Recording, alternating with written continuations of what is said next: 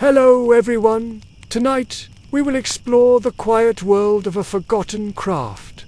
A world of clicks and springs from a time long past. Have you ever wondered if a machine can hold a memory? Not a memory of facts or figures, but the ghost of a feeling. The echo of 1,000 words typed in joy or sorrow, held deep within its metal heart. As this journey begins, if you wish to share this calm with others, a gentle press of the like button is all that is needed. To continue these explorations, feel free to subscribe. There is no bell to ring, only peace to be found. Let us know in the comments where you are listening from and what time it is in your corner of the world. It is wonderful to know we are all sharing this moment together.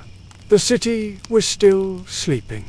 A deep, grey quiet held the streets, broken only by the distant rumble of the first milk wagon of the day. Inside a small room, above a quiet shop, the light was just beginning to find its way through the tall window. It was a soft light, filtered by the morning haze. It touched the edge of a simple wooden bed frame. It slid across the floorboards, worn smooth by years of pacing. It illuminated tiny dust motes dancing in the still air, each one a tiny world turning in the silent room. This was the room of Arthur Pembrook. Arthur was not yet awake, but he was close. His breathing was slow and even, a steady rhythm in the quiet.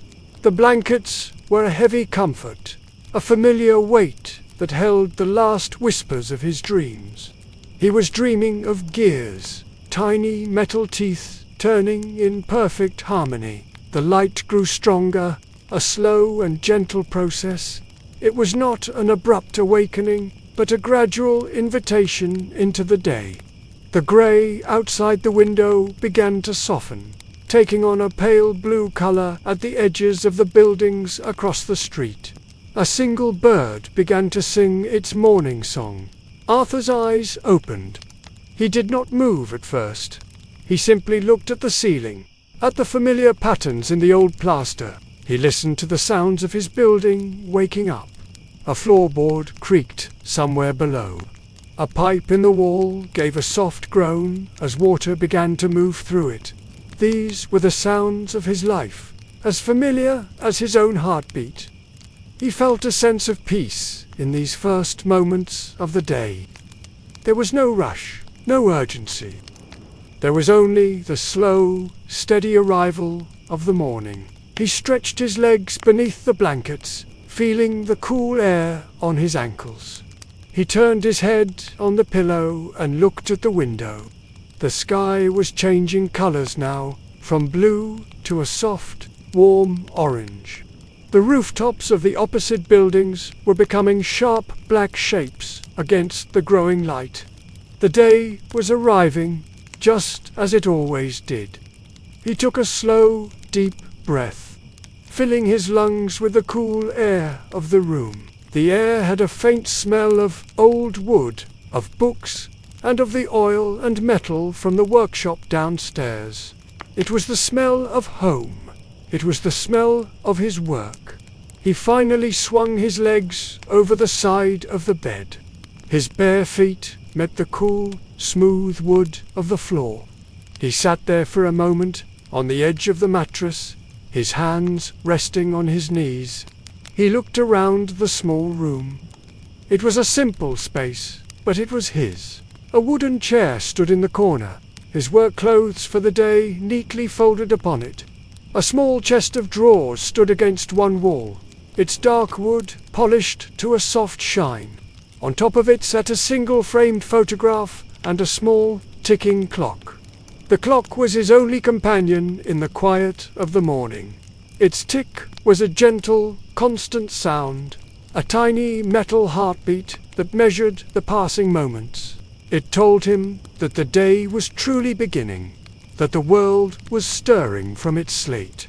He stood up slowly, his joints making small creaking sounds. He was not an old man, but his work required him to be still for long periods, and his body reminded him of this each morning. He walked to the window and looked down at the street below. The gas lamps were still lit, casting pools of soft yellow light on the cobblestones. The milkman was making his way down the street, his horse pulling a small cart piled high with glass bottles. The sound of the horse's hooves on the stone was a hollow, rhythmic beat. Arthur watched him for a moment. He saw the baker across the street unlock his own shop door, a cloud of warm, flowery air escaping into the cool morning. These were the people of his neighborhood, the familiar faces of his daily life. Each of them had their own rhythm, their own purpose. He turned from the window and walked to the small washstand in the corner of the room. It held a large ceramic bowl and a matching pitcher filled with cold water. He picked up the pitcher, its weight familiar in his hands, and poured some water into the bowl. The sound of the water was crisp and clear in the quiet room. He splashed his face with the cold water, the shock of it waking him up completely. It was a simple ritual, but it was one that grounded him, that prepared him for the day ahead. He dried his face with a rough linen towel, the texture invigorating against his skin. He looked at his reflection in the small, round mirror that hung on the wall above the stand. He saw a man with kind eyes and steady hands. He saw the face of a mechanic, a man who understood the inner workings of things. He felt a quiet satisfaction. His life was not grand or exciting, but it had a purpose. He fixed things that were broken. He brought order to chaos. He made things work again. In a world that was always rushing forward, he found his peace in the small, intricate world of machines. He walked over to the chair and began to get dressed. He pulled on a pair of sturdy trousers and a simple cotton shirt. He moved with a deliberate slowness, each movement considered. He was not a man who wasted motion. He thought about the day ahead. There was the Underwood machine on his workbench, its carriage refusing to advance. There was the Royal Portable that needed a new ribbon. There was a box of spare parts that needed to be sorted and organized. Each task presented its own small puzzle, its own unique challenge. He looked forward to solving them. He enjoyed the feeling of diagnosing a problem, of tracing it back to its source. It was like following a map to a hidden treasure. The treasure was the moment when the machine came back to life. The moment when the keys struck the paper with a satisfying snap, when the carriage moved smoothly from one side to the other. That was the moment of restoration. He finished dressing and ran a hand through his hair. The room was brighter now, filled with the clear light of the morning. The sounds from the street were growing louder. The city was waking up, and Arthur Pembrook was ready to begin his day. He was ready to descend into his workshop, his own quiet kingdom of metal and ink. The small apartment was beginning to warm with the morning sun. Arthur stood in the center of his single room, fully dressed and ready for the day. But first, there were rituals to observe, quiet habits that structured the beginning of his every day. He walked to the small kitchenette area tucked into one corner of the room. It was a very simple setup. A small icebox stood against the wall, its wooden door held shut by a heavy latch. Next to it was a small gas stove with 2 burners. Above the stove, a single shelf held a few mismatched plates, a couple of mugs, and a small collection of tins. One tin held coffee, another held sugar, and a third held tea leaves. He reached for the coffee tin, its painted label worn from daily use. He opened the tin, and the rich, dark smell of ground coffee filled the air. It was a comforting smell, a promise of warmth and focus. He took a small metal scoop and measured the coffee into a simple percolator pot. He then went to the washstand and filled the pot with fresh, cold water from the pitcher. He placed the pot on one of the gas burners and turned a small knob. There was a soft hiss, and then he struck a match. A small blue flame flickered to life beneath the pot. While the coffee began to heat, he turned his attention to breakfast. He opened the heavy door of the icebox. A block of ice sat in the top compartment, slowly melting and keeping the contents cool. He took out a small bottle of milk and a loaf of bread wrapped in a cloth. He placed the bread on a wooden cutting board and used a serrated knife to cut 2 thick slices. The knife made a soft, crunching sound as it went through the crust. He then took a small pat of butter from a ceramic dish and placed it on a plate. The kitchen was a space of simple efficiency. Every object had its place, and every movement was familiar. He did not have to think about what he was doing. His hands moved with a quiet confidence born of endless repetition. The percolator on the stove began to make a soft, bubbling sound, a rhythmic gurgle that was one of the signature sounds of his morning. The smell of brewing coffee grew stronger, mingling with the scent of the bread.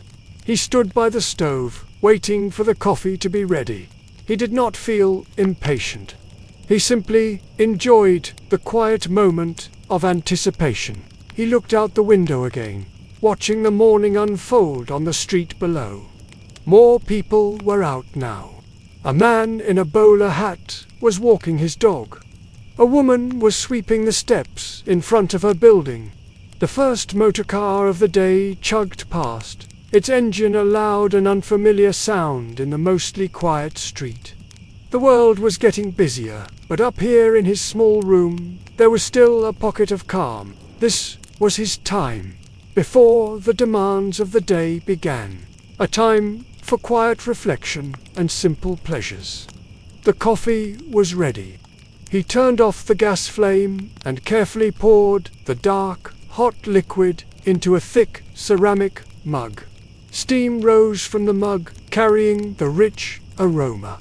He added a small splash of cold milk, watching it swirl and lighten the color of the coffee. He carried the mug and his plate with the bread and butter to a small table that sat by the window.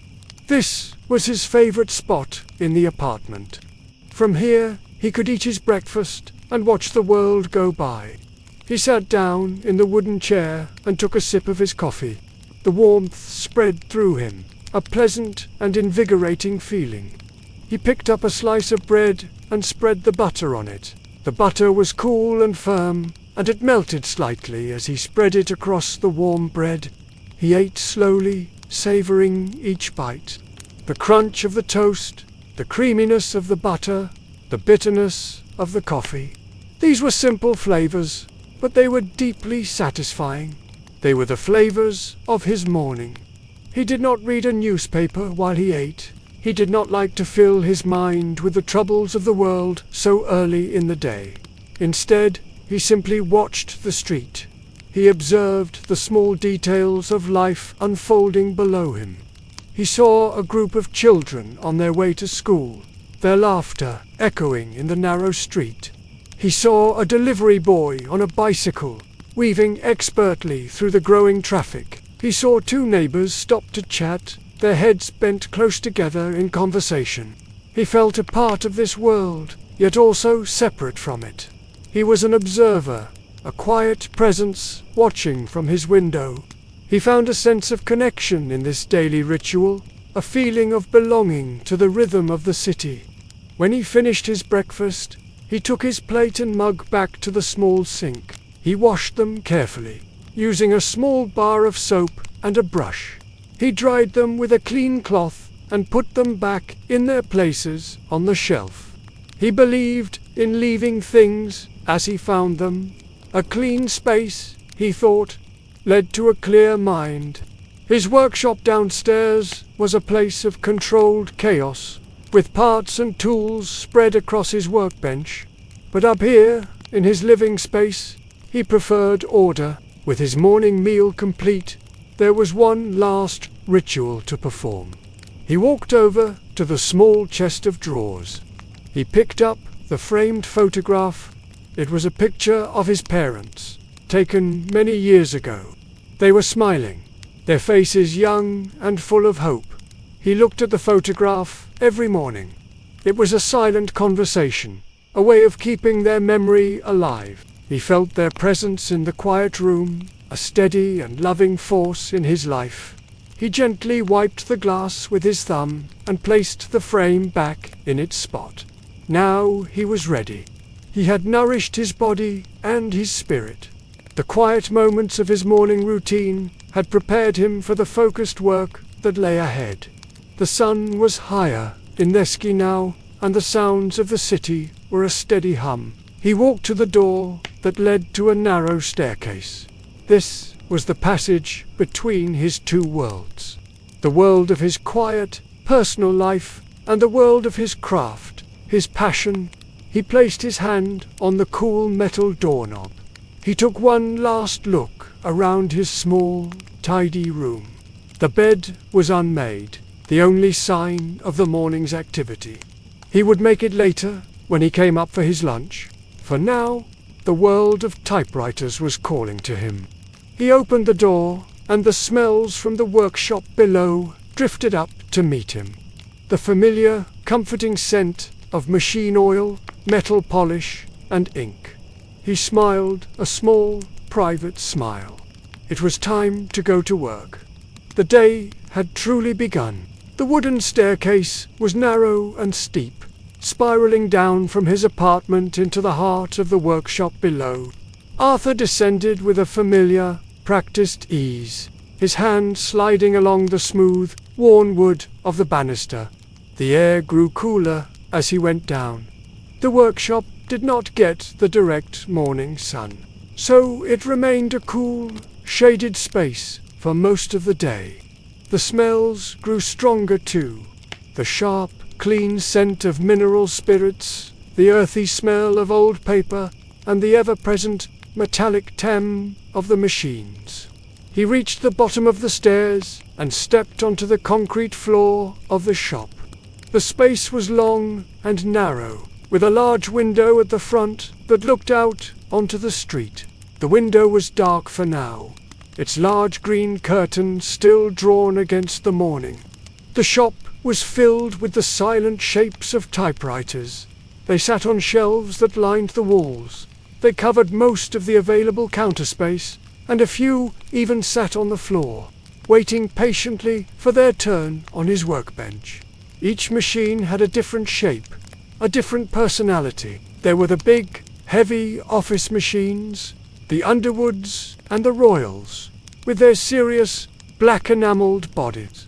There were the smaller, portable models, designed for writers on the go.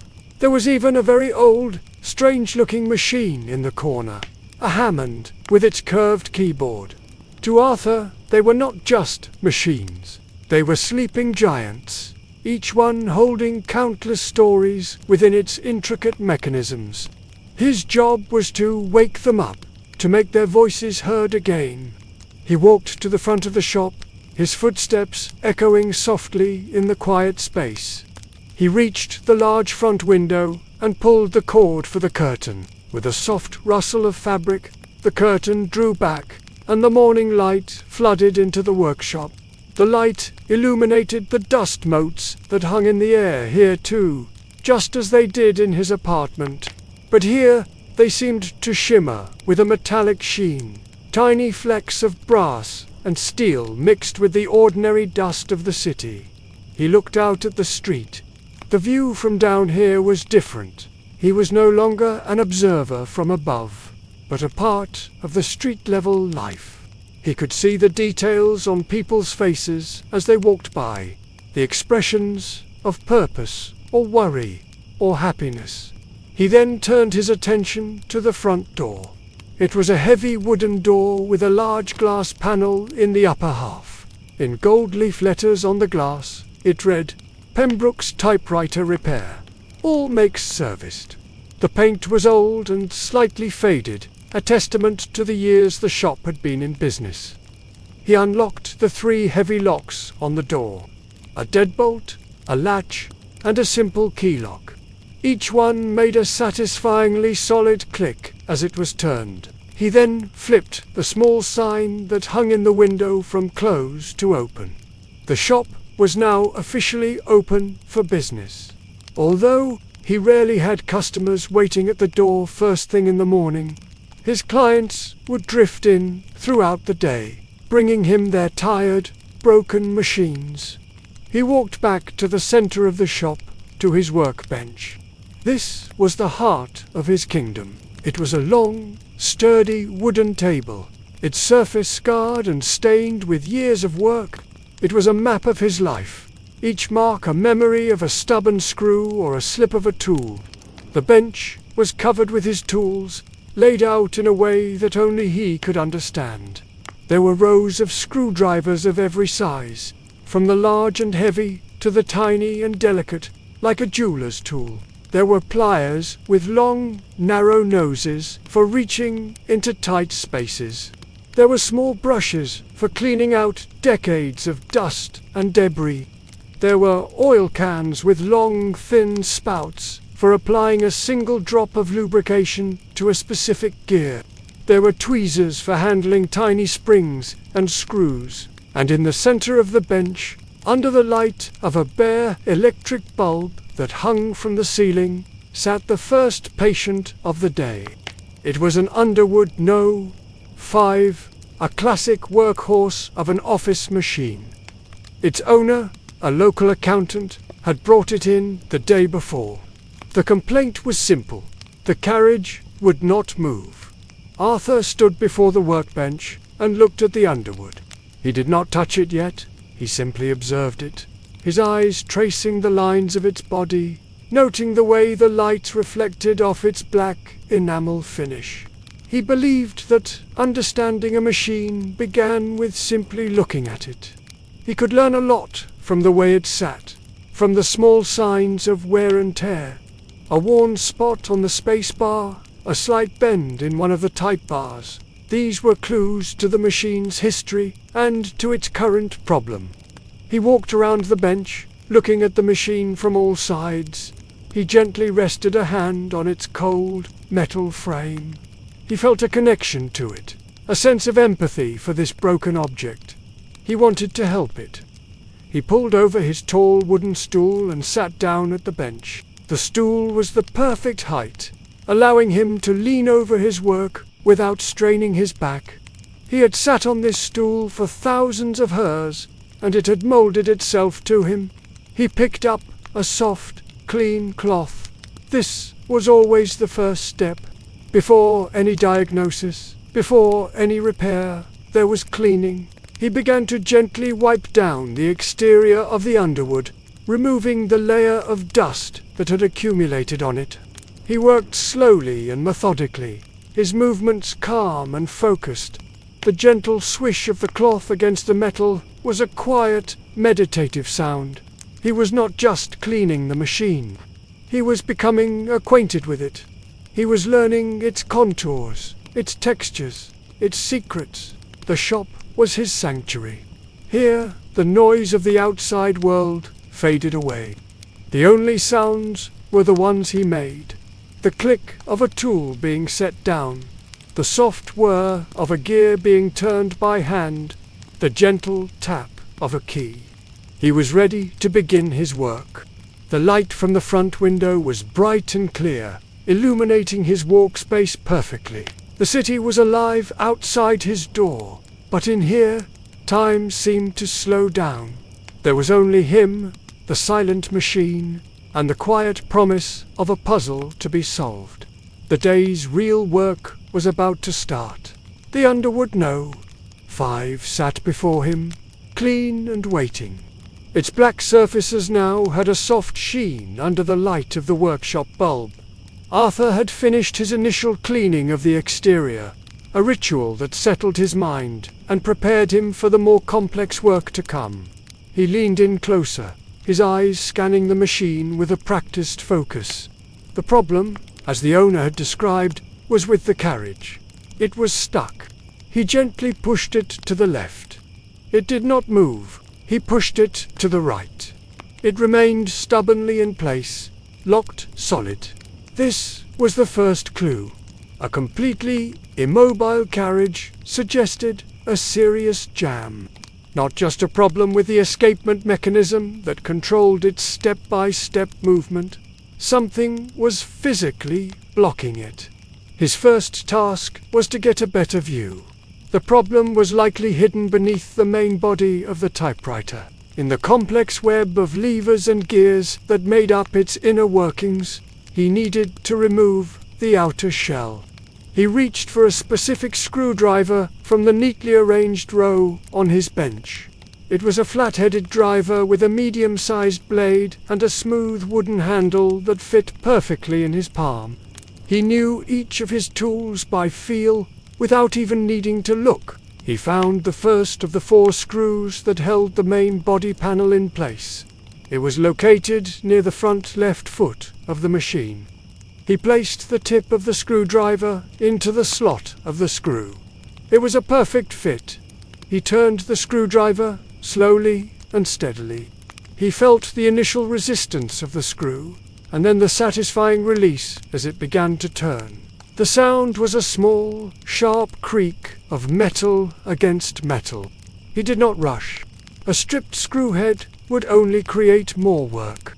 He removed the first screw and placed it in a small magnetic dish on his workbench.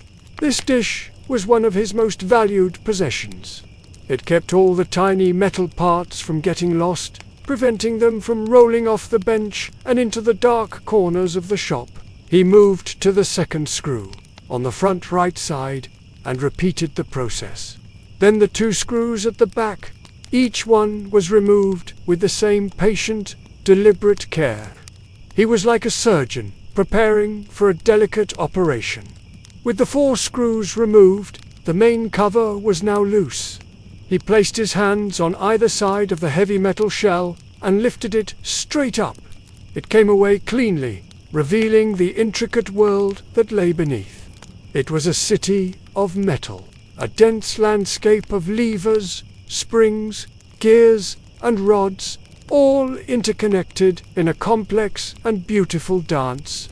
To an untrained eye, it would look like chaos. But to Arthur, it was a perfectly logical system. He saw the order in the complexity. He set the heavy cover aside on a soft cloth to prevent it from getting scratched.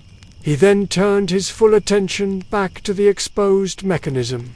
He adjusted the angle of the hanging lamp, casting more light into the dark corners of the machine's interior. Now he could begin his true diagnosis. He gently tried to move the carriage again, this time watching the mechanism below for any sign of what was causing the blockage. As he applied pressure, he saw it.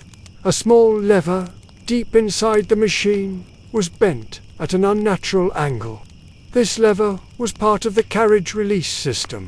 It was supposed to move freely, but its bent shape had caused it to become wedged against a solid part of the typewriter's frame.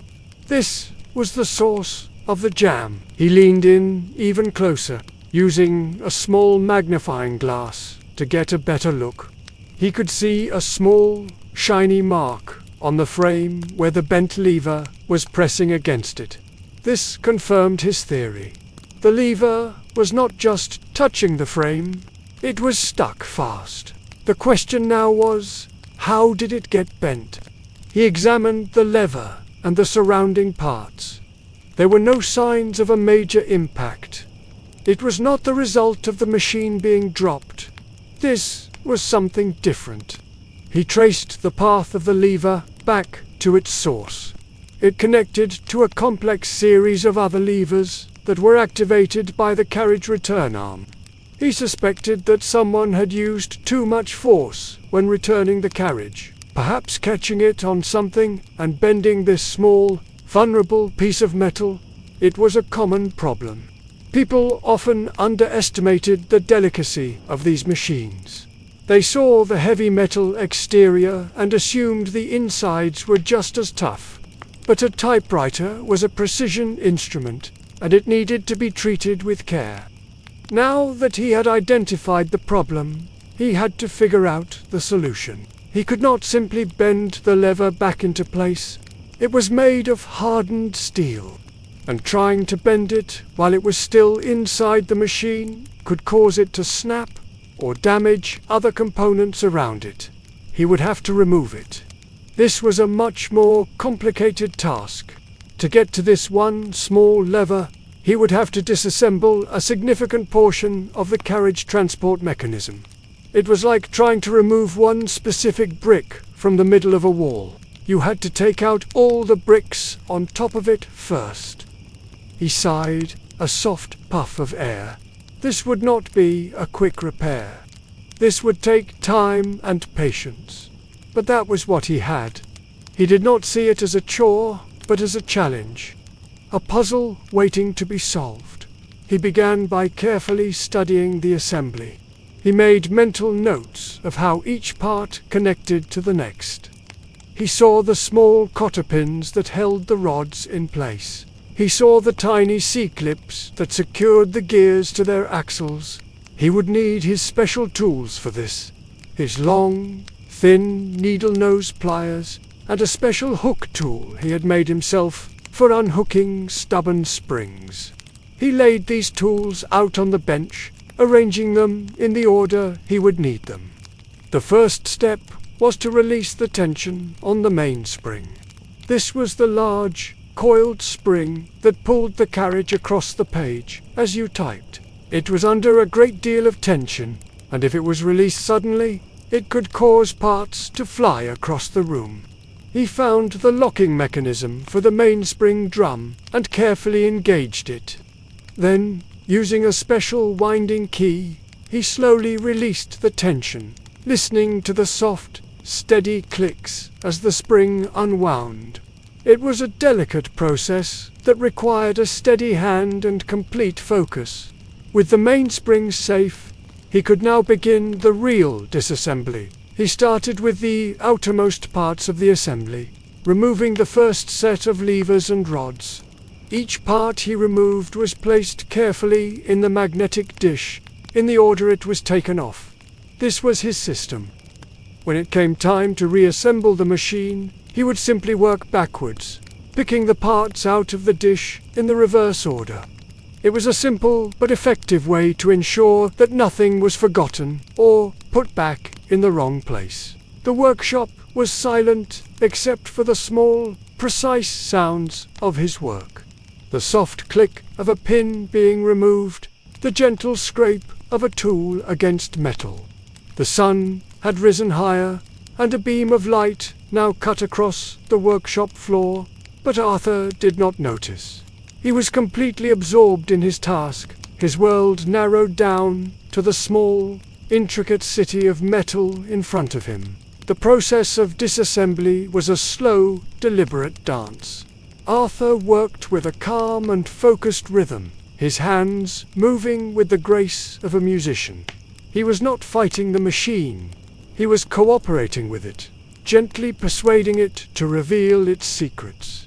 He had now removed several layers of the carriage mechanism. A small pile of screws, pins, and levers was growing in his magnetic dish. Each part was a small, perfectly formed piece of industrial art. He admired the craftsmanship that had gone into making each one.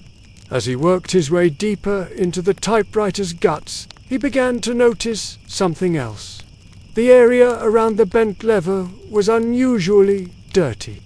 It was not the light, fluffy dust he had found elsewhere. This was a thick, gummy residue, a mixture of old oil and grime. This was a sign of poor maintenance. Someone had likely tried to fix a problem in the past by simply adding more oil. But oil is a magnet for dust and dirt.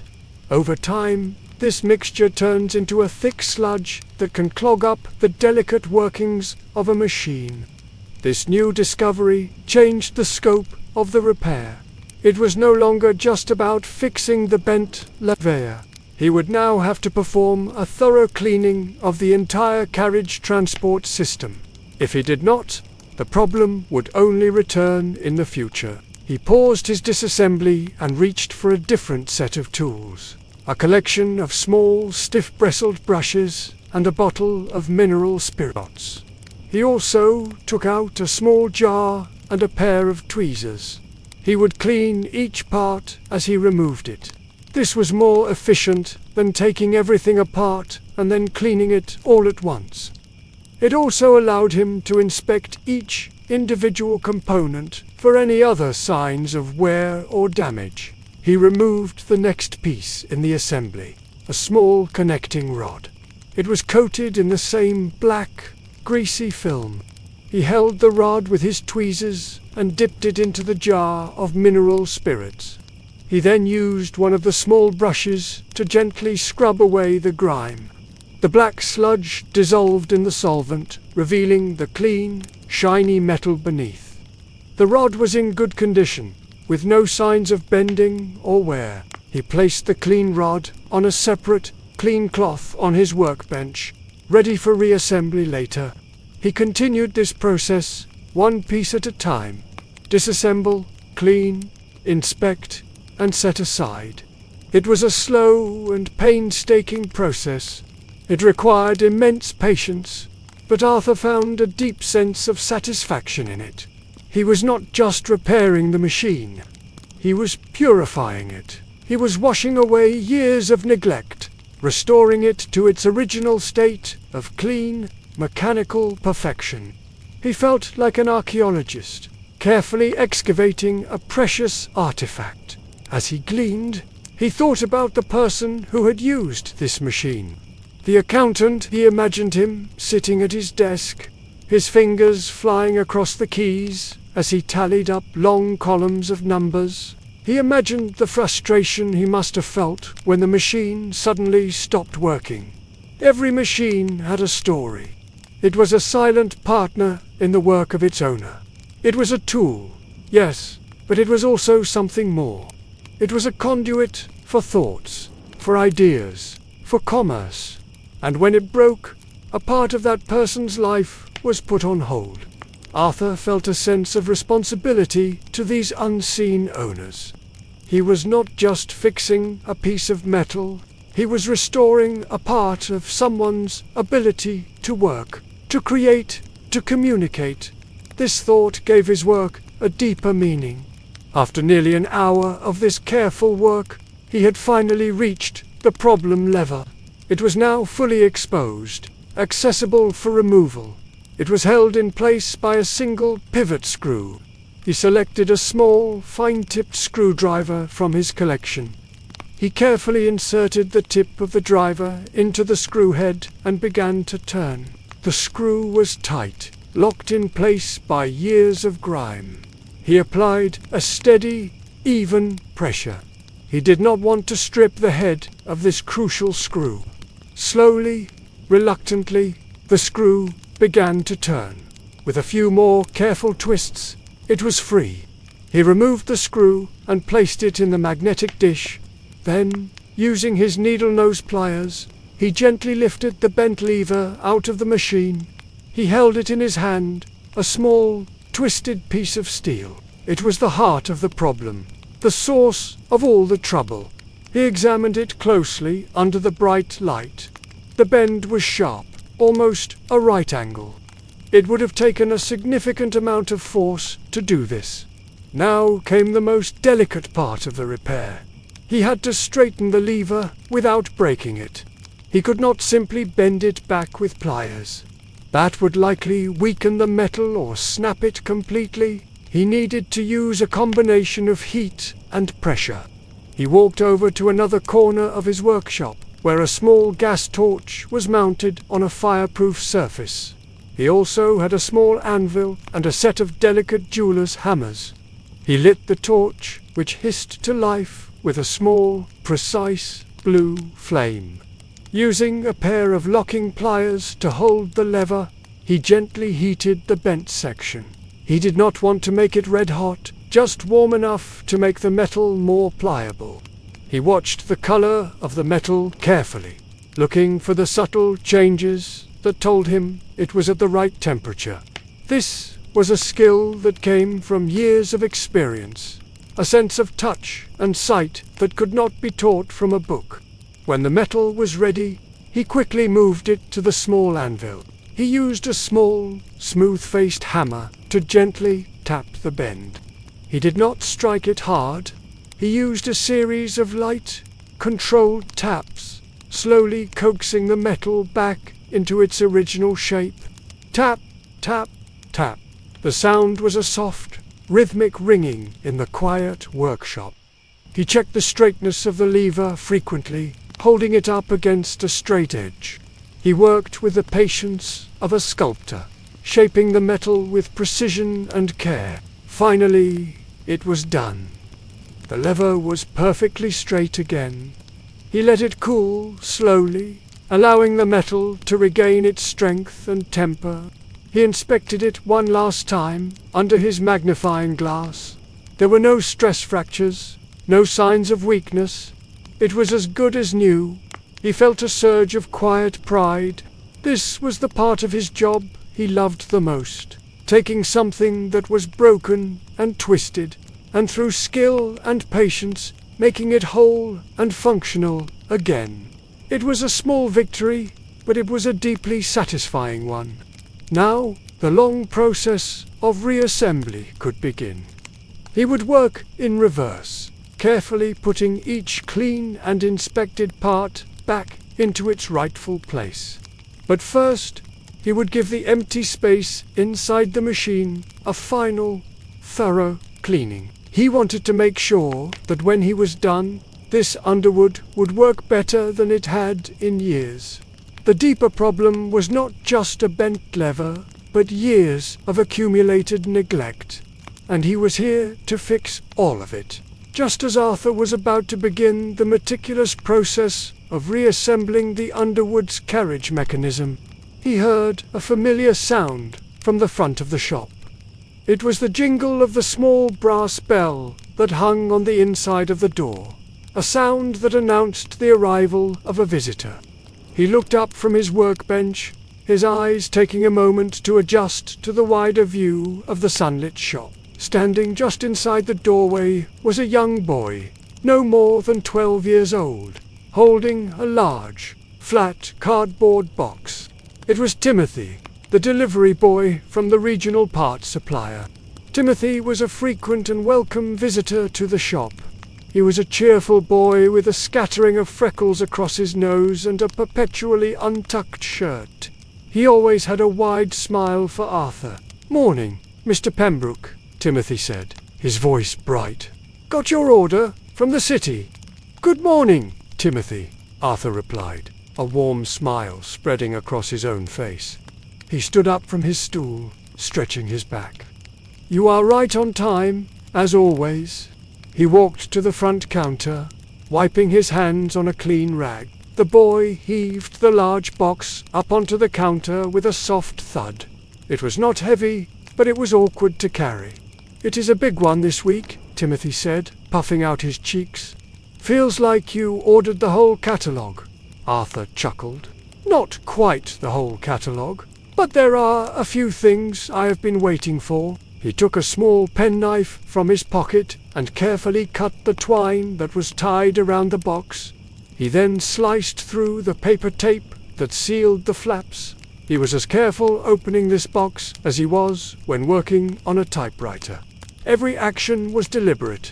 He lifted the top flaps of the box, revealing the contents packed neatly inside. The box was filled with the tools of his trade, the raw materials of repair.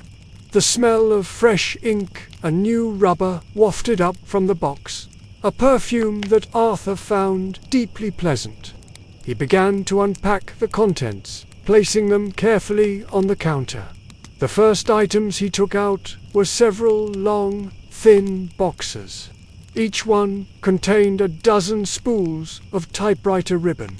There were black ribbons, and a few of the more modern black and red ribbons for machines with a two-color feature. The spools were made of metal, and the ribbons were wound tightly around them. He picked one up. He could feel the fine weave of the fabric and the slight stickiness of the fresh ink. A good, fresh ribbon was one of the simplest and most effective ways to make an old typewriter feel new again. Next, He pulled out a roll of soft, pliable rubber. This was for replacing the platens, the main rubber rollers that the paper wrapped around. Over time, platens would become hard and cracked, resulting in faint or uneven typing. Replacing a platen was a difficult job, but it made a world of difference. He also unpacked several small, carefully wrapped packages. These contained replacement feet for typewriters. The small rubber feet on the bottom of a machine were important. They absorbed vibrations and kept the typewriter from sliding around on a desk. But they were often lost or had crumbled with age. Deeper in the box, he found the more specialized parts.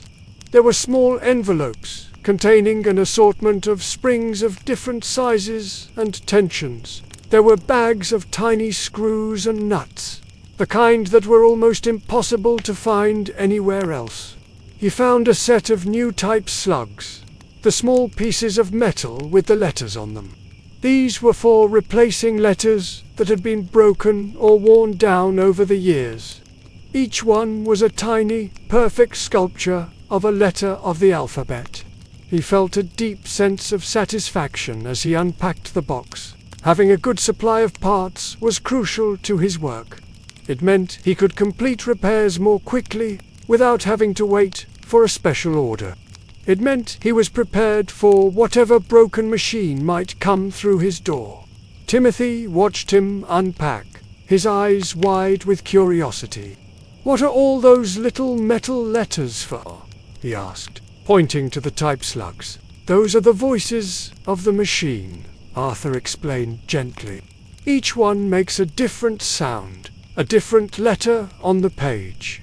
If one of them is broken, the machine loses a part of its voice."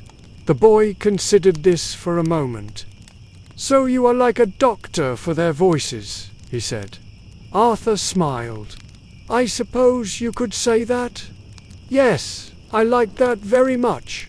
He finished unpacking the box, which was now empty except for the crumpled packing paper. On the counter was a neat array of new supplies, a treasure trove for a man like Arthur.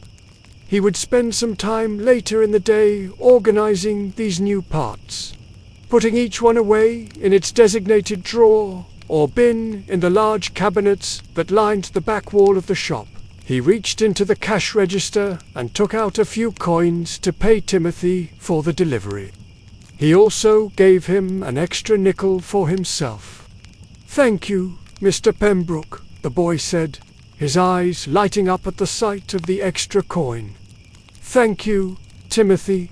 You are a reliable young man," Arthur said.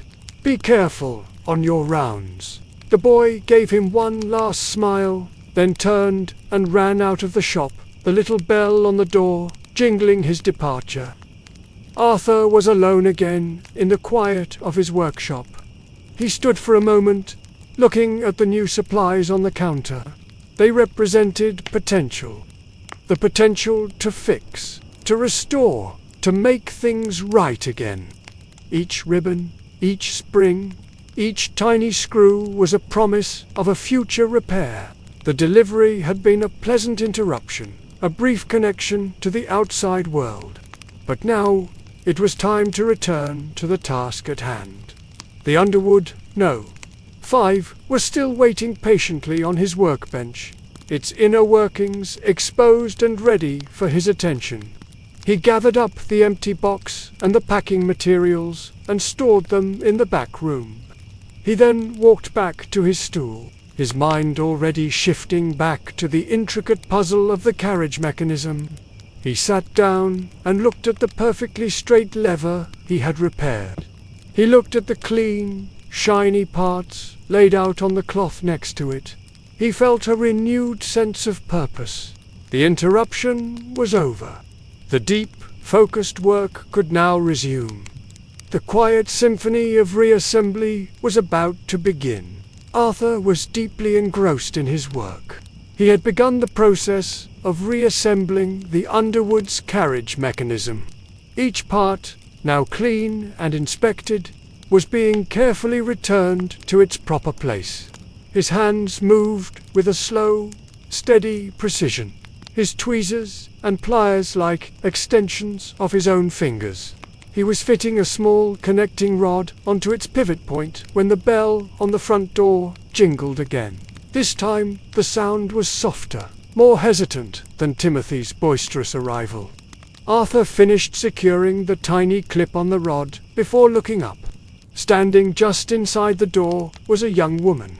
She was holding a small, square case, clutching it to her chest almost like a child would hold a favorite doll.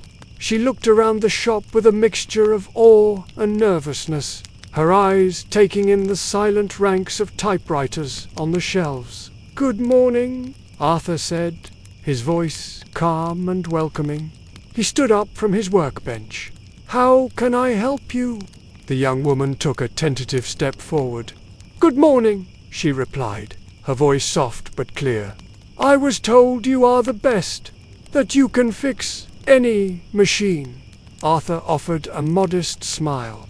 "I do my best. What seems to be the trouble?" She walked towards the counter and carefully placed the case upon it. It was a worn leatherette case, its corners scuffed and its handle wrapped in old tape. It was clearly a well-travelled and well-loved object. She undid the two latches on the case. They opened with a dull click. She lifted the lid, revealing the typewriter nestled inside. It was a Royal Portable, a beautiful little machine from a few years prior, finished in a striking glossy green enamel. "It is my Royal," she said, her voice filled with affection. "Her name is Elara." She paused, as if worried he might find it silly to name a machine. Arthur did not find it silly at all. "Elara is a fine name," he said kindly. "A very fine machine. What is she doing? Or rather, what is she not doing?" "It is the T key," the young woman explained, her brow furrowed with worry. "It sticks. It goes up to strike the page, but it is very slow to come back down. Sometimes it does not come back at all, unless I help it." She looked at Arthur with pleading eyes. "I am a writer," she said.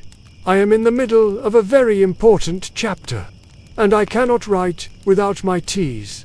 The story just stops." Arthur understood completely. For a writer, a faulty key was like a painter running out of a primary color. It was a fundamental obstacle to their craft. "May I have a look?" he asked. "Of course," she said, stepping back to give him space. Arthur came round the counter and stood before the small green typewriter. He admired it for a moment. The portable machines had a special charm. They were marvels of compact engineering. He reached out and gently pressed the T key. Just as she had described, the type bar swung up slowly, as if moving through thick honey. It struck the platen with a dull thud instead of a sharp snap, and then it stayed there, stuck in the upward position. He pressed a few of the neighboring keys, the R and the Y. They moved perfectly, snapping up and back with quick, crisp motions. It was definitely a problem isolated to the T key. He used his finger to gently push the stuck type bar back down into its resting position in the type basket. He then looked closely at the mechanism associated with that specific key. "My name is Elara Vance, by the way," the young woman said from behind him, as if realizing she had forgotten her manners in her rush of worry. "It is a pleasure to meet you, Miss Vance," Arthur replied, his eyes still focused on the machine. "I am Arthur Pembrook." He could see the problem almost immediately. It was a common issue, especially on machines that were used heavily. The pivot point for the T-type bar was clogged with debris. It was a mixture of paper dust, ribbon fibers, and old, gummy oil. This small buildup of grime was creating just enough friction to slow the key's movement and prevent the small return spring from pulling it back down. "I see the issue," Arthur said, turning to face her. "It is a thorough cleaning that she needs. The pivot for the key is dirty." It is not a major repair, but it must be done carefully. Relief washed over Elara Vance's face. "Oh, thank goodness. You can fix it." "Yes, I can," Arthur assured her. "I will need to remove the type bar, clean the segment slot and the pivot pin very carefully, and then lubricate it with a single, tiny drop of the right kind of oil. She will be typing as fast as your thoughts can fly." "How long will it take?" she asked, a hint of hope in her voice. Arthur glanced back at the disassembled underwood on his workbench. He was in the middle of a major operation on that machine, but he could see the urgency in this young writer's eyes. He could feel the silent pressure of the unwritten chapter. "The machine on my bench is a longer job," he said, thinking aloud. "Let me see. I can probably have this done for you by the end of the day. Perhaps late afternoon." Elara's face lit up. "Really? That would be wonderful. Truly wonderful. I will take good care of her," Arthur promised. He felt a connection to this particular client and her machine. He had a deep respect for writers, for the people who filled the world with stories. He took out a small tag from a drawer beneath the counter. It had a piece of string attached to it. He wrote her name, Elara Vance, and a description of the machine, Green Royal Portable, on the tag. He then wrote down the problem, sticking T-key. He tied the tag to the handle of the typewriter. This was his system for keeping track of all the machines in his care. "You can leave the case here with me," he said. "Come back around 4 o'clock. She should be ready for you then." "Thank you, Mr. Pep. Thank you so much," she said, her voice filled with genuine gratitude. "You have saved my chapter." She gave the small green typewriter one last, fond look, as if saying a temporary goodbye to a dear friend. Then she turned and walked out of the shop, the bell announcing her departure with a cheerful jingle. Arthur was left alone again with the 2 machines. The big, serious Underwood and the small, vibrant Royal. One was a tool of commerce, the other a tool of art. Both were equally important in his eyes. He carefully lifted the Royal Portable from its case and carried it over to a clear space on his workbench. He placed it next to the Underwood. For a moment, he simply looked at the 2 of them. They were from different worlds, but they shared the same fundamental purpose: to give words a physical form. He knew he should finish the Underwood first. It was the logical thing to do, but he felt a pull towards the little green machine. He felt the silent call of the unfinished story. He decided he would take a short break from the Underwood and give his attention to Elara's Royal. The writer was waiting. The story needed to continue. Before beginning work on the Green Royal, Arthur took a moment to organize his thoughts. He decided to dedicate 1 hour to the new machine. This would be enough time to fix the sticking key without losing his place in the more complex repair of the Underwood. He slid the heavy Underwood to the back of the workbench, covering its exposed mechanism with a clean cloth to protect it from dust. He then moved the small Royal into the primary workspace, directly under the bright, focused light of the hanging bulb. As he prepared his tools, his mind lingered on the young woman. Elara Vance. There was an intensity about her, a passion that he recognized. It was the same passion he felt for his own craft. She did not just use her typewriter. She had a relationship with it. He could tell by the way she spoke about the machine, giving it a name, worrying about its well-being. He had seen this before, mostly with writers and poets. Their machines became extensions of themselves, trusted partners in the solitary act of creation. He thought about the stories this little green machine must have already told, and the ones it was still waiting to tell. He felt a sense of privilege in being able to help that process along. He was not just fixing a key, he was unblocking the flow of a story. With a renewed sense of purpose, he turned his full attention to the Royal Portable. The first step was to get a closer look at the problem area, the type basket where all the type bars rested. He took a small, handheld magnifying glass and a thin metal probe, like a dentist's pick. He gently pressed the T key again, watching the mechanism in slow motion. He could see the type bar struggling to move in its slot. He used the probe to gently touch the pivot point. He could feel the gummy resistance, the friction that was causing the problem. His initial diagnosis was correct. A thorough cleaning was all that was needed, but to do it properly, he had to remove the type bar from the machine. This was a delicate operation. Each type bar was connected to its corresponding key by a series of thin metal links, called the key lever and the sub lever. These links had to be disconnected first. They were held together by tiny pins or clips. He found the connection point for the T key's linkage. It was held by a small, almost microscopic, cotter pin. He would need his finest pair of needle-nose pliers for this. He selected the tool from his rack. Its jaws tapered to a point as fine as a needle. He worked with extreme care. His head bent low over the machine. He had to be careful not to bend the delicate links or drop the tiny pin into the depths of the typewriter. His breathing was slow and steady, his hands perfectly still. With a soft click, the pin came free. He immediately placed it in his magnetic dish. He then gently disconnected the links, freeing the type bar from the key. Now, the type bar was held in place only by its pivot in the semicircular metal segment. The next step was to remove the pivot wire that ran through the base of all the type bars in that section. But he did not need to remove the entire wire. He only needed to slide it out far enough to release the T-bar.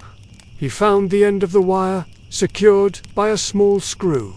He loosened the screw and, using a pair of flat-nosed pliers, he began to gently pull the wire out. It slid smoothly through the series of holes in the segment. He pulled it just far enough, watching carefully until the T-type bar was free. He then lifted the bar out of the machine.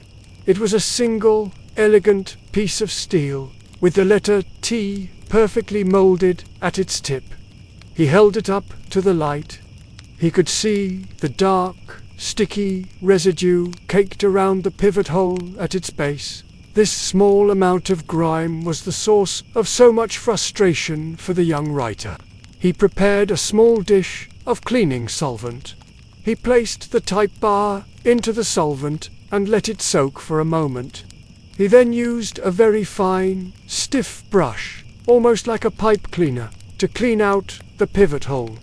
He worked the brush back and forth until every last trace of the old oil and dirt was gone. He also used a thin cloth soaked in solvent to clean the slot in the segment where the type bar rested.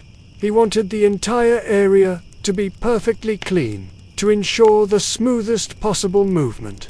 While the parts were drying, he thought again about Alara Vance and her story. He wondered what kind of story it was. A romance? A mystery? An adventure? He imagined her in her room, the little green typewriter on her desk, the words pouring out of her onto the page. He felt a kinship with her. She arranged words, and he arranged metal parts. Both of them were trying to create a kind of order, a system that worked perfectly. A well-written sentence and a well-functioning machine both had a kind of beauty, a rightness to them. He realized that his work was not just mechanical. It was a part of a larger creative process. He was the quiet, unseen partner to countless writers, poets, journalists, and business people all over the city. His hands enabled their hands to do their work. This thought filled him with a quiet, profound sense of satisfaction. His small, dusty shop on a quiet side street was a vital part of the city's life in its own small way. He was helping to keep the lines of communication open. The type bar was now clean and dry. He inspected it one last time. It was perfect. He then took his special lubricating oil. It was a very fine, high-grit clock oil that would not gum up over time. He used a special tool, a thin wire with a tiny loop at the end, to apply the oil. He dipped the wire into the oil, and a tiny, almost invisible droplet clung to the loop. He carefully touched the loop to the inside of the pivot hole on the type bar. The single drop of oil was all that was needed. Any more would only attract more dust. Now, he was ready to put it all back together. He would reverse the process he had just completed. He would slide the type bar back into its slot, reinsert the pivot wire, and reconnect the delicate linkages. He worked with the same focused calm as before. He felt the story of Alara Vance urging him on, the silent pressure of the unwritten words. He was not just fixing a machine, he was fixing a blockage in a stream of creativity. And that felt like very important work indeed. The T-key on the green Royal Portable now moved with a flawless, snappy action. Arthur tested it a dozen times, watching the type bar flick up and back with lightning speed. The repair had been a success. He felt the familiar warmth of accomplishment. He carefully placed the small machine back into its case, ready for Alara Vance to pick up later in the afternoon. He then turned his attention back to the underwood, pulling it back into the center of his workspace and removing the protective cloth. The complex heart of the big machine was once again revealed. Just as he was about to pick up his tools, he heard the sound of the large church bell a few blocks away. It chimed 12 times, its deep, resonant tones echoing through the streets. It was noon, time for his lunch break. Arthur was a man of routine, and his midday meal was an important part of his daily rhythm. It was a time to step away from the intricate, focused work of the bench, to rest his eyes and clear his head. He stood up and stretched, feeling the stiffness in his shoulders. He walked to the front of the shop and flipped the sign on the door from open to closed for lunch. He would be gone for 1 hour, as he was every day. He did not go out to a cafe or a diner. He preferred the quiet and solitude of his own apartment. He locked the shop door from the inside and made his way up the narrow, winding staircase. As he emerged into his sunlit room, he felt the shift in atmosphere. Downstairs was the world of metal, oil, and work. Upstairs was the world of wood, books, and rest. He took a moment to simply stand in the middle of the room and breathe, letting the tension of the morning's work begin to dissolve. The first thing he did was go to the bed and make it. He pulled the sheets taut and smoothed the heavy wool blanket. It was a small act of order that brought him a sense of peace. A tidy room helped to create a tidy mind. He then walked to the kitchenette to prepare his simple meal. Lunch was almost always the same. He was not a man who required a lot of variety. He found comfort in the familiar. He opened the icebox and took out a small block of cheese, a hard sausage, and the remainder of the bread from breakfast. He also took out a crisp apple from a small wooden bowl on the counter. He arranged these items on his cutting board. He sliced the cheese and the sausage, the knife making a firm, satisfying sound as it cut through them. He placed the slices on a plate next to 2 pieces of bread. He did not make coffee at lunchtime. Instead, he poured himself a glass of cool water from the pitcher on his washstand. It was simple, refreshing, and all he needed. He carried his plate and his glass of water to his small table by the window. He sat down in his chair, the same spot where he had eaten his breakfast. The view of the street was different now than it had been in the early morning. The street was bustling with midday activity. Delivery wagons rattled over the cobblestones.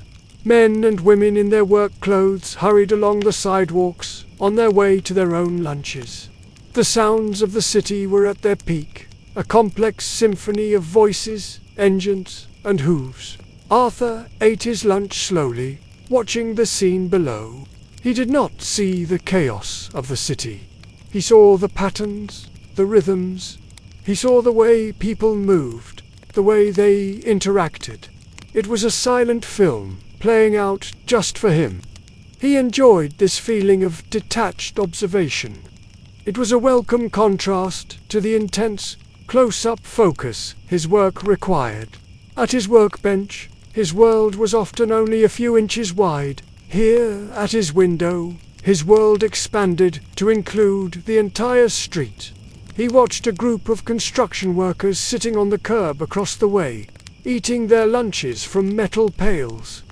He saw them laughing and talking, their faces animated. He wondered what they were talking about, what their lives were like. He saw a woman watering the flowers in her window box, the bright red geraniums, a splash of color against the grey stone of the building. He saw a man polishing the brass on the front door of the building next door until it shone like gold in the midday sun. These were the small, ordinary moments that made up the life of the city. To Arthur, they were beautiful. He found a deep and quiet joy in witnessing them. As he ate, his mind would occasionally drift back to the machines downstairs. He would think about the reassembly of the Underwood, planning his next steps. He would picture the sequence of parts in his mind, ensuring he had the order correct. But he did not dwell on it. This time was for rest. He let his thoughts come and go, like the people on the street below. He did not try to hold on to them. When he had finished his meal, he ate his apple. He enjoyed the sharp, sweet taste and the loud crunch it made. It was a simple, perfect end to his lunch. He cleared his plate and washed it, just as he had in the morning. He left his small kitchen area clean and tidy. He then went and sat in a comfortable, worn armchair that stood in the corner of the room next to a small bookshelf. For the last 15 minutes of his lunch hour, he would read. He was not reading a novel or a book of poetry. He was reading a technical manual, a detailed guide to the repair of A.L.C. Smith and Brose's typewriter. To Arthur, these manuals were as fascinating as any adventure story. They were filled with intricate diagrams, detailed explanations, and clever mechanical solutions. He loved learning about the different ways that engineers had solved the same problems. He read with the same focused attention he gave to his repair work. He studied the drawings of the escapement mechanisms. He read about the proper way to adjust the tension of a mainspring. He was always learning, always seeking to improve his craft. He lost track of time as he read, absorbed in the world of gears and levers on the page. He was only brought back to the present by the sound of the church bell once again, this time chiming a single deep note. It was 1 o'clock. His lunch break was over. He carefully placed a bookmark in his manual and put it back on the shelf. He stood up, feeling refreshed and refocused. The hour of rest had done its job. His mind was clear, and his hands were ready to get back to work. He walked back to the door that led to the workshop, to the world of patient machines and quiet challenges. The afternoon's work was waiting for him. The Underwood was waiting for him. Arthur descended the stairs back into the cool quiet of his workshop. The afternoon light slanted through the front window, creating long shadows that stretched across the floor. The air was still and smelled of metal and solvent. He walked to his workbench and sat down on his stool. The disassembled Underwood awaited him. He took a moment to reacquaint himself with the task, looking over the parts laid out neatly on the cloth and the empty space in the machine where they belonged. The process of reassembly was in many ways, more challenging than taking the machine apart. Everything had to be put back in the exact reverse order. Each part had to fit perfectly with its neighbors. There was no room for error. He picked up the first piece he needed to install, a small lever he had cleaned earlier. He used his tweezers to hold it in place while he inserted the pivot screw with his other hand. It was like performing surgery on a very small, very complex patient.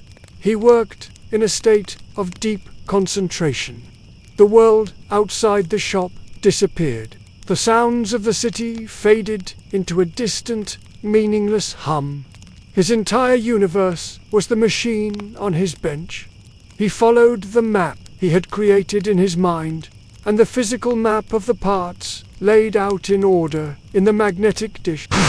Each piece was fitted, secured, and then tested.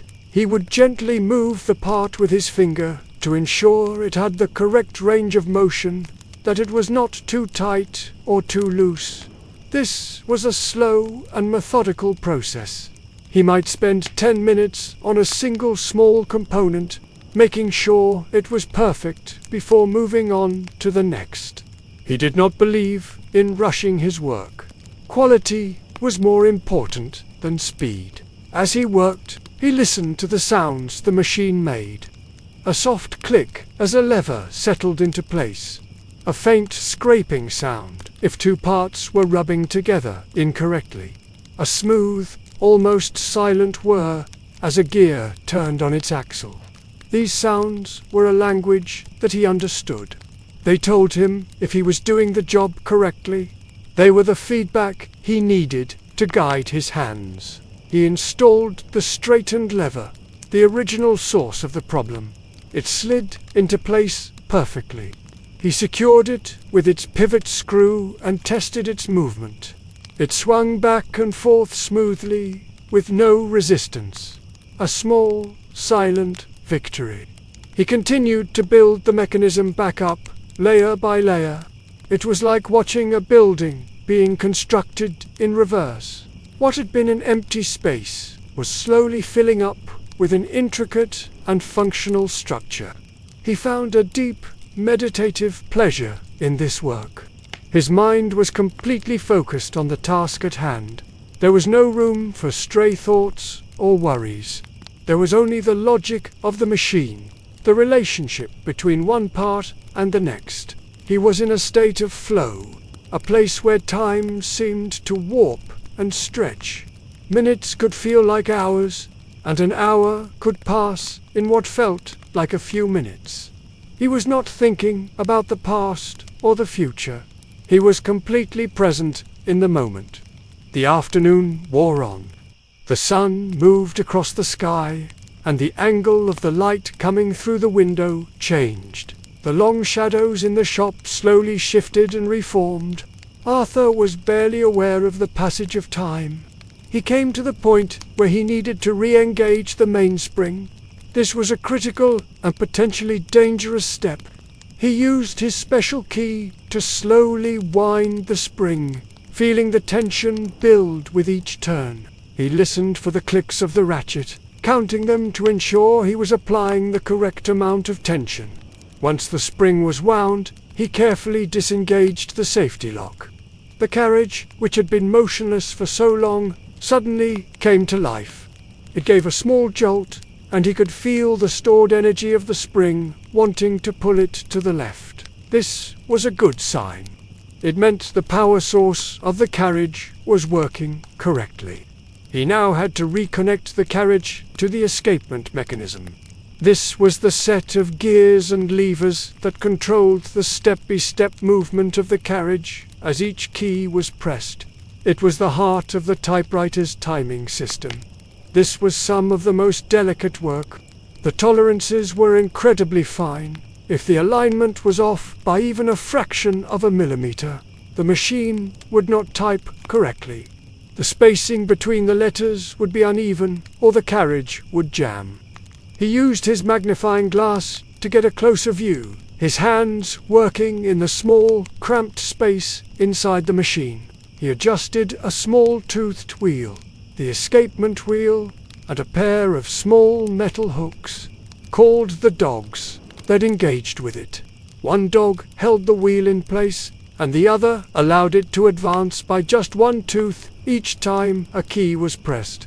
The interaction between these parts had to be perfect.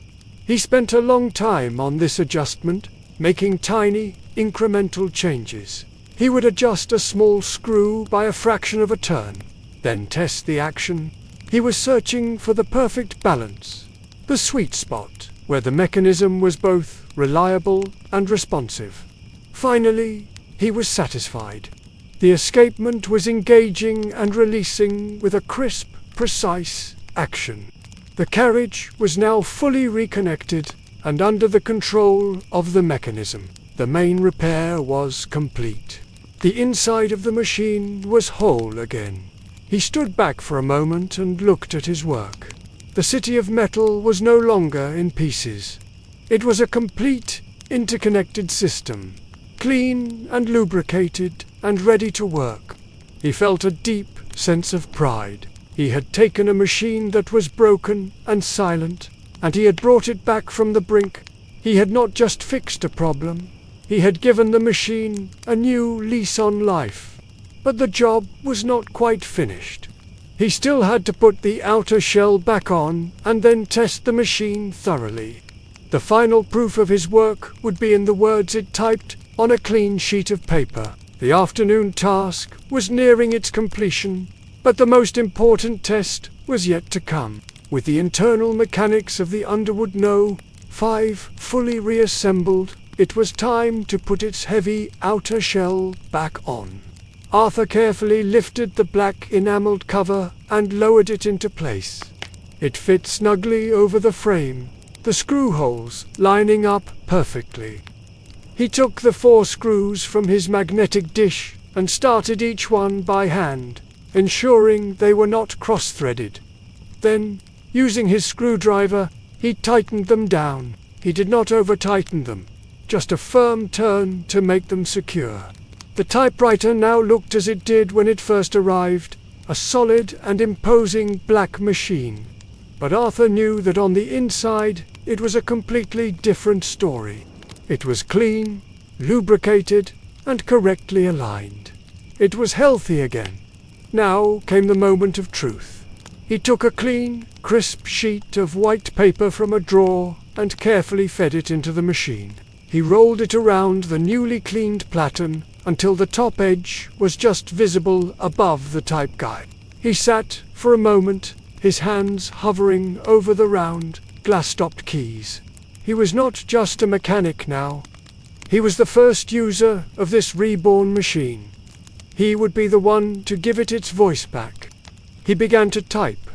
He did not type random letters. He always used the same sentence. A sentence that contained every letter of the alphabet. The quick brown fox jumps over the lazy dog. The sound filled the quiet workshop. It was a sound he had not heard for 2 days. The sharp, metallic snap of the type bars hitting the paper, the soft whir of the escapement releasing, the solid thud as he hit the carriage returned lever, sending the carriage flying back to the left margin with a satisfying ring of the bell. It was a symphony of mechanical sounds, and to Arthur it was beautiful music. He looked at the words on the page. The letters were crisp and dark against the white paper. The alignment was perfect. Each letter stood in a straight line. The spacing was even and consistent. He typed the sentence again, this time faster, his fingers moving with a practiced rhythm across the keyboard. The machine kept up with him perfectly. There were no sticking keys, no hesitation. The carriage moved smoothly and reliably across the page. The repair was a complete success. He felt a wave of quiet satisfaction wash over him. This was the reward for all his patient, focused work. The feeling of a job well done. He spent another 10 minutes testing every function of the machine. He tested the shift key. For capital letters, he tested the backspace key. He tested the tabulator function. He tested the two-color ribbon selector, typing a line in red ink. Everything worked. It was perfect. The old Underwood was ready to go back to the accountant, ready to spend its days typing columns of numbers once more. He gently pulled the test sheet from the machine and set it aside. He would give it to the owner as proof of the repair. He moved the finished Underwood off his main workspace and placed it on a nearby counter, ready for pickup. His bench was now clear. He looked at the clock on the wall. It was almost 3:30. He still had some time before Ilara Vance was due to arrive for her portable. He decided to use the time to do some organizing. His delivery from the morning was still sitting on the front counter. He gathered up the new ribbons, the rubber platens, and the small packages of parts, and brought them to the back of the shop.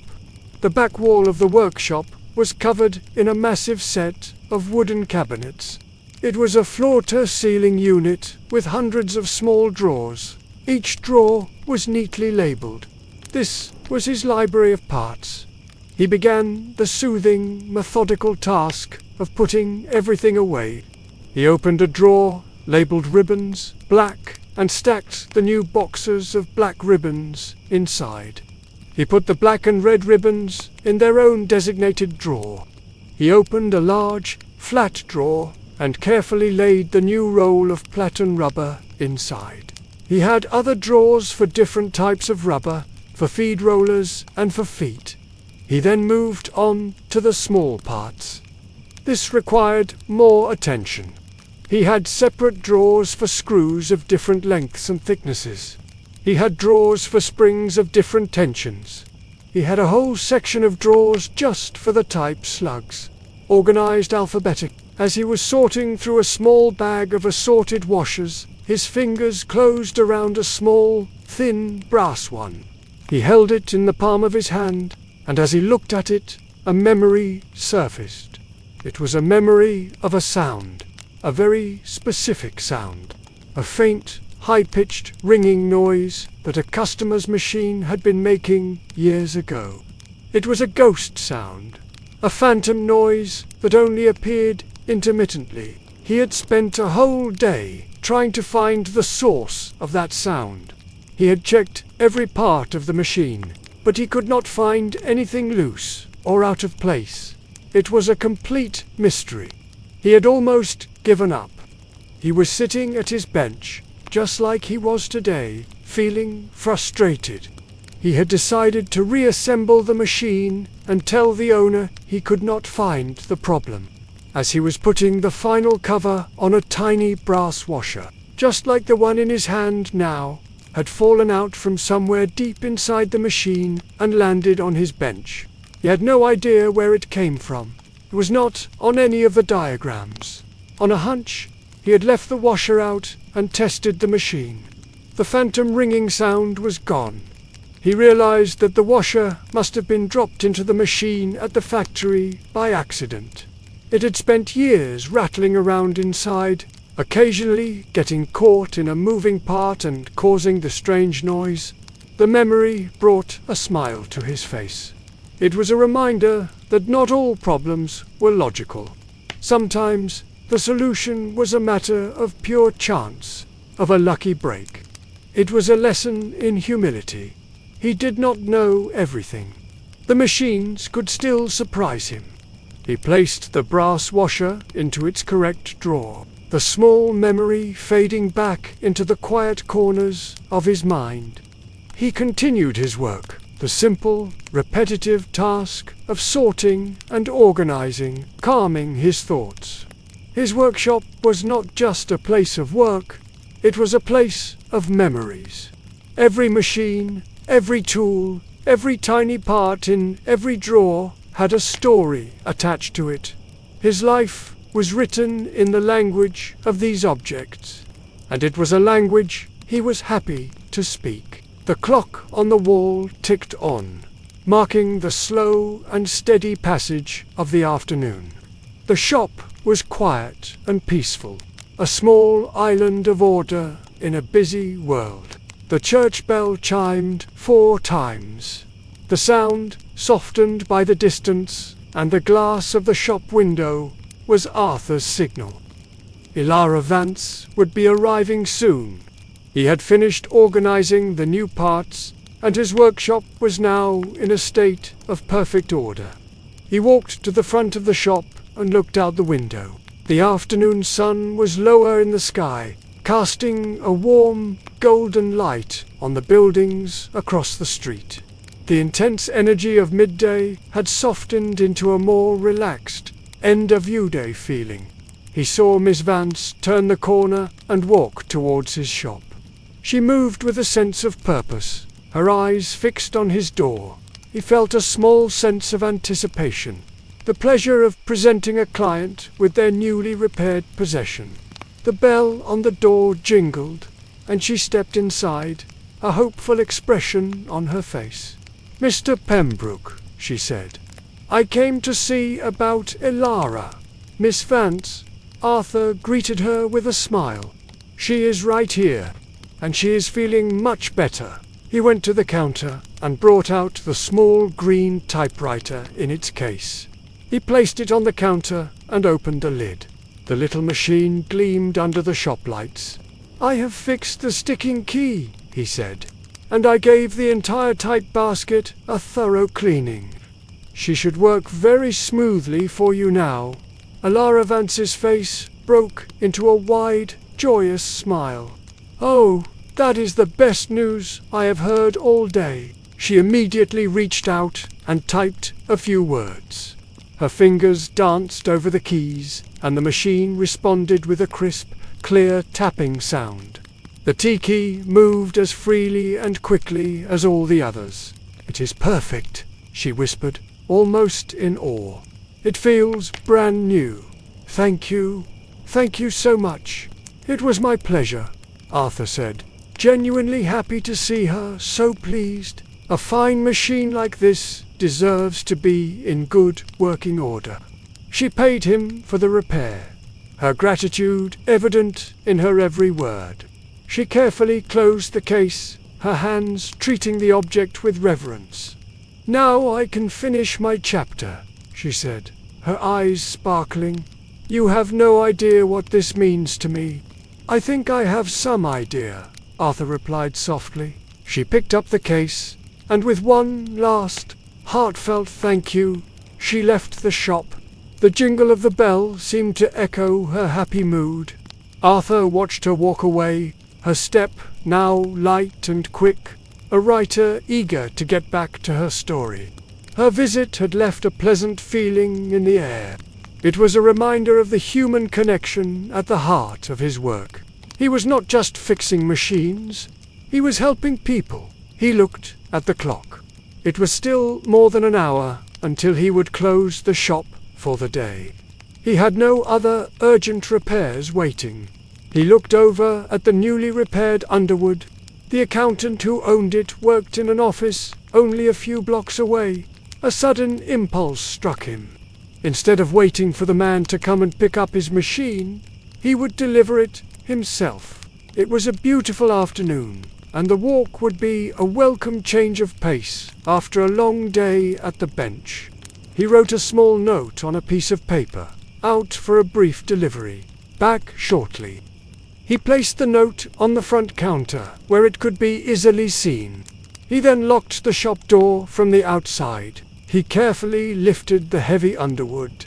It had a handle on its wooden base for this purpose.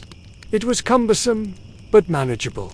He began his walk, heading east towards the taller buildings of the city's commercial district. The feeling of being out in the city was invigorating. The air was fresh, and the late afternoon sun was warm on his face. He enjoyed the feeling of the heavy machine in his hand, the sense of purpose in his stride. He walked past familiar storefronts, the bakery, from which the smell of fresh bread still lingered, the butcher shop, with its clean, white-tiled facade, the bookstore, its window filled with the colourful covers of new novels. He noticed the small details of the city that he usually only saw from his window. The intricate ironwork of a fence, the way the sunlight reflected off the windows of a passing streetcar, the colourful dresses of the women out doing their afternoon shopping. The sounds of the city surrounded him. The murmur of conversations, the clatter of horse-drawn carts, the distant toot of a ship's horn from the harbour. It was the vibrant, living pulse of the world, and he felt a part of it. He was usually a man of interiors, of the quiet, enclosed space of his workshop, but at this moment he felt a deep connection to the world outside. He was not just Arthur Pembrook, the typewriter mechanic. He was a citizen of this bustling, beautiful city. He arrived at the office building where the accountant worked. It was a grand stone building with a revolving brass door. He walked inside, the noise of the street suddenly replaced by the hushed, serious atmosphere of business. He found the accountant's office on the 3rd floor. The man was surprised and delighted to see him. Arthur placed the machine on his desk and showed him the test sheet, explaining the work he had done. The accountant was overjoyed. "It works like a dream," he said, after typing a few lines. "You are a miracle worker, Pembrook." Arthur simply smiled. He did not feel like a miracle worker. He was just a man who understood how things were put together. He left the office building and began his walk back to his own quiet street. The sun was even lower now, and the shadows were longer than the buildings were tall. The golden hour had arrived, and the city was bathed in a soft, beautiful light. His hands were empty now, and his step felt light. The walk back was more leisurely. He allowed himself to drift, to simply enjoy the feeling of moving through his city. He felt a deep sense of contentment. He had done good work today. He had fixed 2 machines, helped 2 people, and engaged with the world. It had been a full and satisfying day. As he turned the final corner onto his own street, he saw his small shop waiting for him. The late afternoon light was catching the gold letters on his window, making them glow. It looked like a beacon, a safe harbor. It was home. He unlocked the door and stepped back inside, the familiar smells of his workshop welcoming him. The brief journey into the city was over. He was back in his own quiet kingdom. The last hour of the workday was Arthur's favorite. The rush of the day was over. The city outside was beginning to wind down, its rhythm slowing as people started their journeys home. Inside the shop, a deep and peaceful quiet settled in. This was the time for the closing rituals, the small, important tasks that marked the end of the day and prepared the shop for the next. These rituals were as important to Arthur as his morning routine. They provided a sense of closure, of a day's work properly completed. He began by returning to his workbench. It was mostly tidy, but there were still a few tools he had used for the underwood repair that were not in their proper places. He picked up each tool, one by one. He took a clean, soft cloth and wiped down each screwdriver, each pair of pliers. He removed any traces of oil or grime from their surfaces. He believed in taking care of his tools. They were the key to his livelihood, and he treated them with respect. Once each tool was clean, he returned it to its designated spot on the tool rack or in the drawers beneath the bench. He loved the soft, satisfying click as a tool settled into its place. It was a sound of order, of everything being right with the world. He then took a larger cloth and wiped down the entire surface of the workbench. He cleaned away the metal filings, the dust, and the stray drops of oil. He wanted to start the next day with a clean, clear workspace. It helped him to think more clearly. With the workbench tidy, he turned his attention to the rest of the shop. He took a long-handled brush with soft bristles and began to sweep the concrete floor. He moved with a slow, sweeping rhythm, his movements graceful and efficient.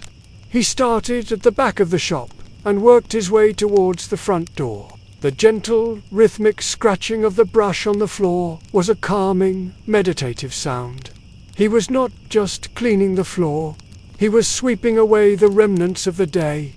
The dust from the street that had been tracked in, the tiny scraps of paper from testing machines, the invisible residue of the day's energy. He gathered the day's debris into a small pile near the front door and swept it into a metal dustpan. It was a small, tangible representation of a day's work. Next, he went around the shop and attended to the machines that were still waiting for repair. He gently draped a soft cotton cloth over each one.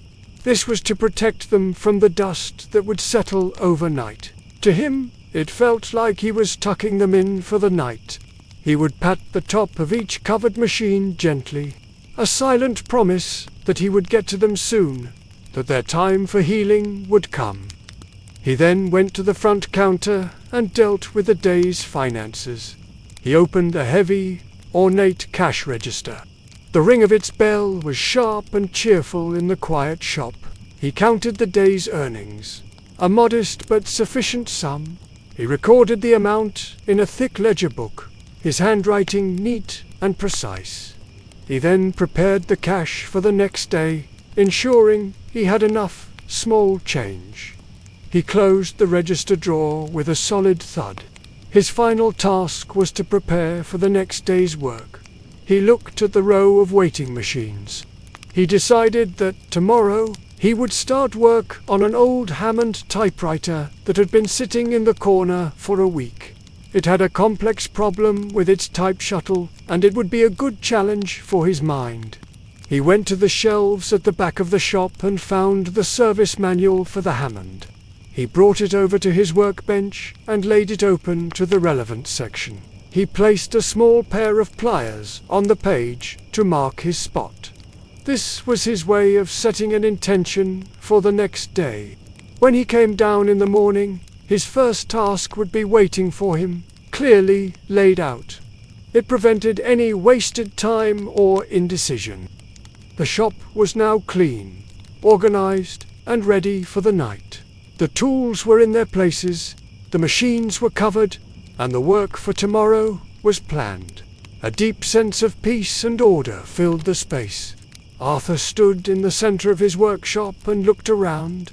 The shadows were very long now, the last of the sun's light painting streaks of orange and purple across the floor. The shop was his creation, a world that he had built and maintained through his care and dedication. He felt a profound sense of belonging here. This was more than just a place of business. It was his sanctuary, his haven.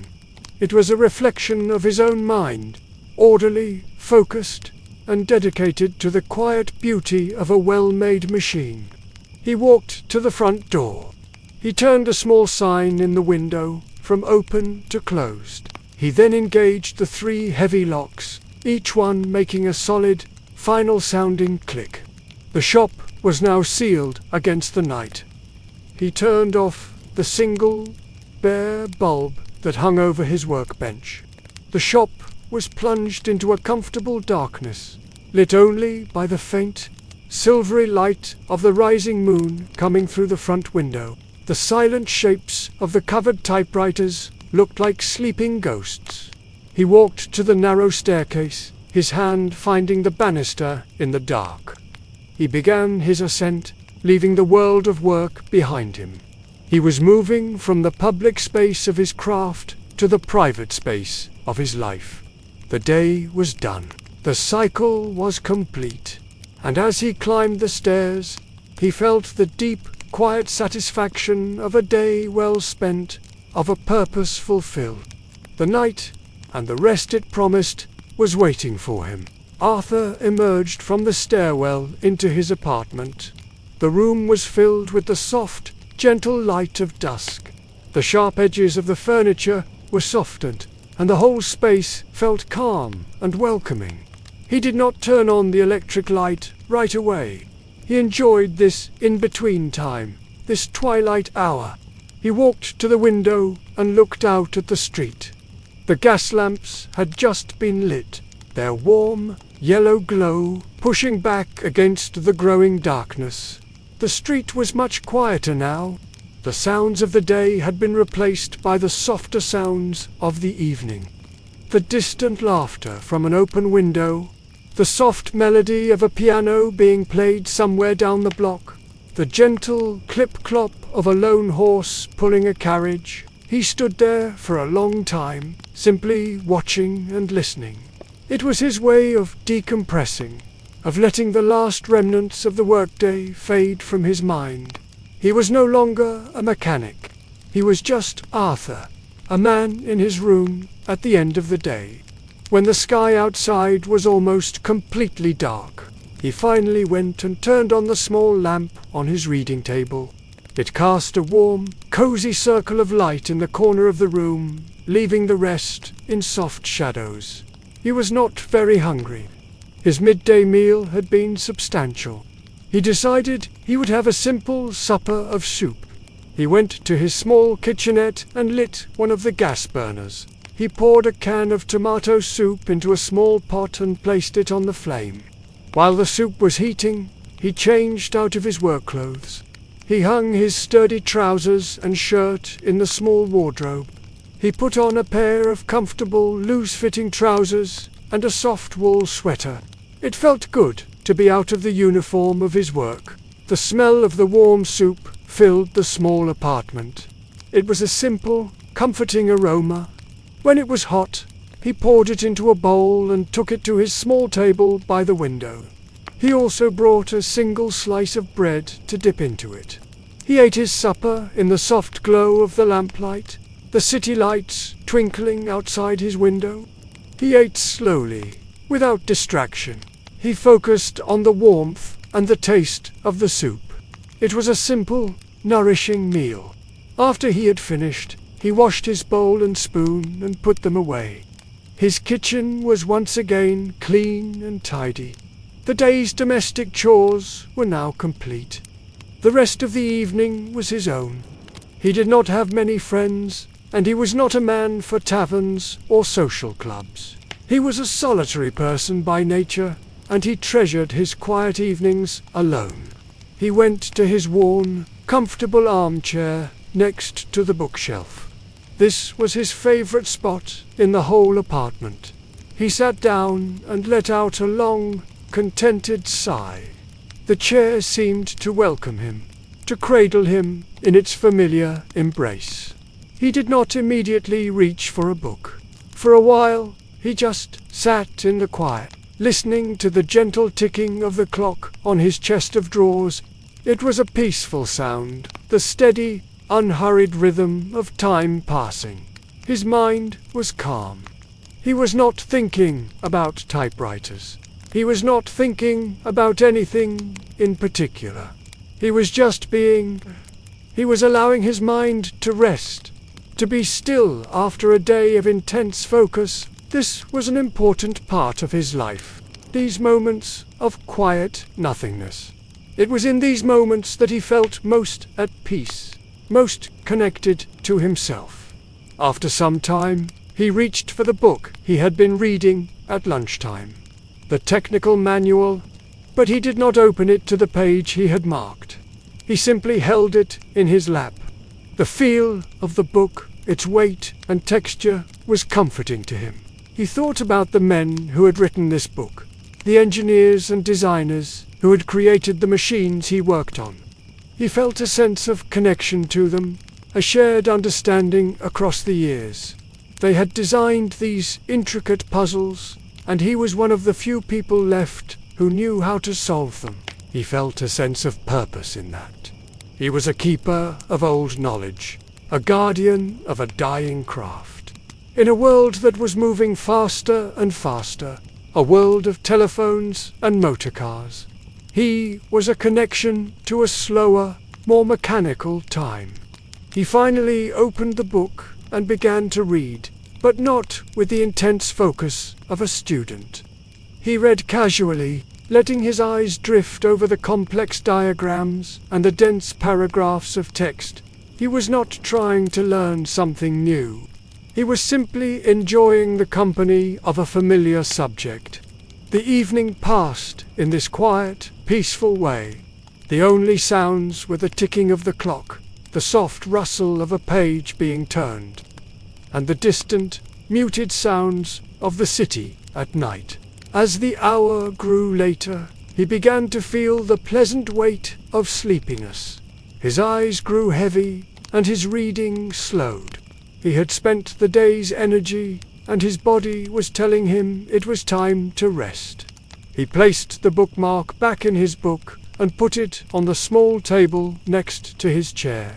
He stood up and stretched, his body feeling tired but content. He walked around the small room, preparing it for the night. He made sure the gas on the stove was turned off completely. He wound the small clock on his chest of drawers, its ticking a reassurance that it would wake him in the morning. He went to the washstand and washed his face, the cool water a refreshing end to the day. He then changed into his simple nightshirt. He walked to the window one last time and looked out. The city was much quieter now. Most of the windows in the buildings across the street were dark. The world was going to sleep. He felt a sense of peace and security. He was in his home, his sanctuary, high above the sleeping city. He had done his work, he had lived his day, and now it was time for the deep, restorative peace of the night. He pulled back the covers on his bed and slipped beneath them. The sheets were cool against his skin. He lay his head on the pillow and closed his eyes. The day was over. The journey was complete. All that was left was to drift into the quiet world of dreams. Lying in the darkness of his room, Arthur listened to the final sounds of the day.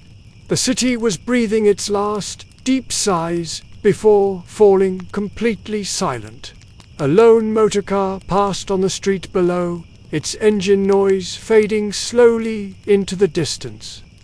The ticking of the clock on his bureau was the loudest sound now. It was a steady, rhythmic companion in the dark. Tick-tock, tick-tock.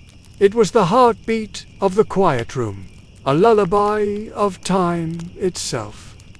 He was not asleep yet, but he was in the soft, pleasant space between waking and dreaming. His thoughts were no longer sharp and clear. They were soft and hazy, drifting through his mind like clouds. He thought about the day, but not in a structured way. Images and feelings floated by, the bright green of Elara Vance's typewriter, the satisfying click of the Underwood's keys, the warm, golden light of the late afternoon sun on the city streets.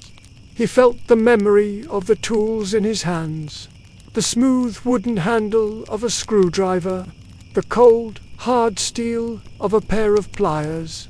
These feelings were as familiar to him as the feeling of his own skin. His body felt heavy and relaxed against the mattress. The day's labor had earned him this rest. The small aches in his back and shoulders were fading, replaced by a deep sense of physical peace. He thought of the machines sleeping in the workshop below, each one covered in its soft, white cloth. They were waiting for him, for his hands to bring them back to life. He felt a sense of gentle responsibility towards them, a quiet promise to tend to them tomorrow. His breathing slowed, becoming deeper and more regular. It began to synchronize with the ticking of the clock, creating a single, unified rhythm in the room. In, out. Tick-tock. A simple, hypnotic pattern. A random thought drifted into his mind. He wondered about all the words that had been typed on the machines he had repaired. Love letters, business contracts, school essays, great novels.